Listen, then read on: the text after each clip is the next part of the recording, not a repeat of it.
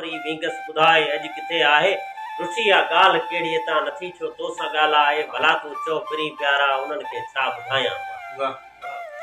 भला तूं चओ पिरी प्यारा उन्हनि खे छा ॿुधायां मां अजाई ॻाल्हि तां सुहिणी रुची आहे साल थिया आहिनि तॾहिं ई हाल थिया आहिनि फिटी वे निंड नेननि मां रुलां थो राति पोइ जो मिलनि था ॻोठ मां मेणा पुछनि पियो रोज़ पाड़े पियो एॾो बलूर छो आहीं पिरी तूं दूर छो आहीं पिरी तूं दूर छो आहीं हे दूरियूं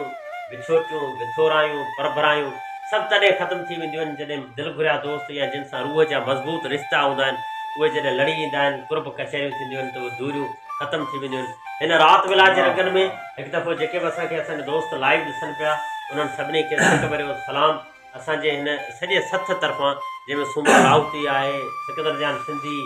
ऐं अर्शद सोढो साहिबु ऐं रीजू असांजो इंतिहाई प्यारो दोस्त आहे अदबी ख़त बि ॾाढा सुठा लिखंदो आहे हेॾा गुलाम मोहम्मद गुल थेबो जंहिंखे असां कुर्ब जो कैदी बि माज़ी में हिन ख़त लिखिया जेके मूं 92 तां पढ़िया ऐं ॾाढा मक़बूल विया सो हिन सॼे सथ समेत असांजो रेडियो पाकिस्तान हैदराबाद ऐं मुख़्तलिफ़ FM रेडियो जो कंपेयर राजा रुस्तम पालारी आहे महबूब बुख्ती आहे ऐं भाउ जो नालो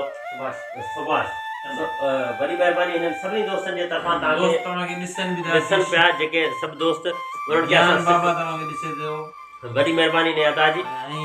SHO कृष्ण लालवाणी साहब मुकेश कुमार